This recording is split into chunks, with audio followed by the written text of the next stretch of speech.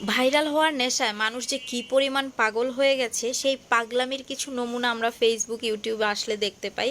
আর এরকম একটা viral recipe আজকে আমি যখন ট্রাই করতে গেলাম, আমি আমার ধৈর্যের পরীক্ষা দিয়ে ব্যর্থ হলাম। কি রেসিপি আমি এটা ট্রাই করলাম সেটা আপনাদের সাথে। আমাদের কিছু পরিচিত আপুরা আছেন, কিছু পেজ ওনারা আছেন যারা মিলিয়ন মিলিয়ন ভিউ পাওয়ার আশায় অখাদ্য কুখাদ্য যে কোনো ধরনের একটা রেসিপি এনে ভিউ পাওয়ার জন্য উল্টাপুল্টা রেসিপি আমাদেরকে দেখায়, আর আমরাও সেগুলো ট্রাই করি। তবে আমি এতদিন পর্যন্ত কোনো এই রকমের রেসিপি ট্রাই করিনি। তবে একটা রেসিপি আমি দেখলাম ইউটিউবে ফেসবুকে খুব বেশি ভাইরাল, যে নান রুটি বা তুন্দুর রুটি আপনারা হচ্ছে গিয়ে কড়াইয়ের উল্টো পাশ দিয়ে খুব ভালোভাবে একদম দোকানের মতন তৈরি করতে পারবেন। যেটা দেখে আমারও অনেক বেশি লোভ লাগছিল, তো আমিও শুরু করে দিলাম সেই ভাইরাল আপাদের মতন ভাইরাল হওয়ার জন্য ভাইরাল রেসিপি বানাবো।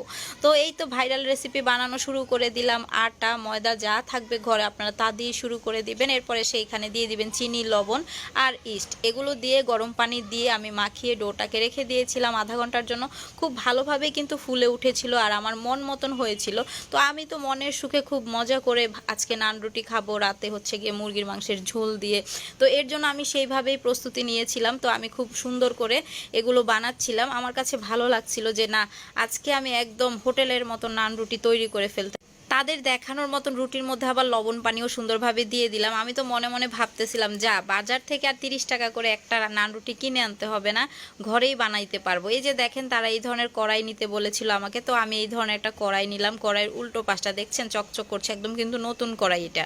তারপরে কি করলাম, উল্টো পাশটা দিয়ে চুলার আঁচটাকে মিডিয়ামে রেখে এই যে দেখেন, যখনই রুটিটা দিলাম এই যে দেখেন কড়াইটা খালি সরেই যাচ্ছে সরেই যাচ্ছে।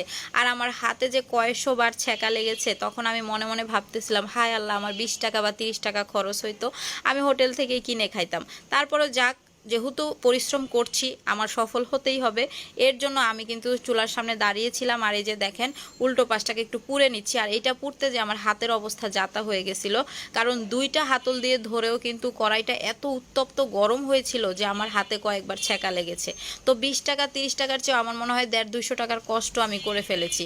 তারপরও যদি পরোটা বা নান রুটিটা আমার হইতো, দেখেন কত যে পরিশ্রম করতে হচ্ছে আর কি পরিমাণ ধৈর্যের পরীক্ষা দিচ্ছি। ধৈর্য করা ছাড়া নাকি সফলতা সম্ভব না। এরকম করলে কিভাবে সম্ভব বলেন?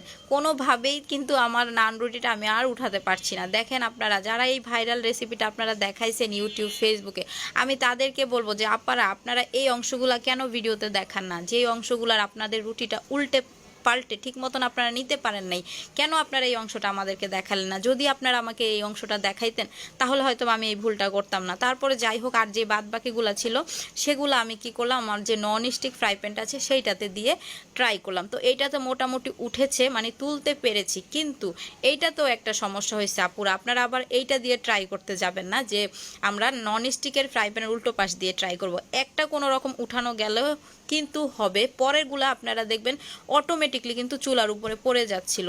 তারপর আমি কষ্ট মষ্ট করে যে দেখেন বানায় নিলাম, কিন্তু এগুলা কিন্তু দোকানের মতন হয় নাই।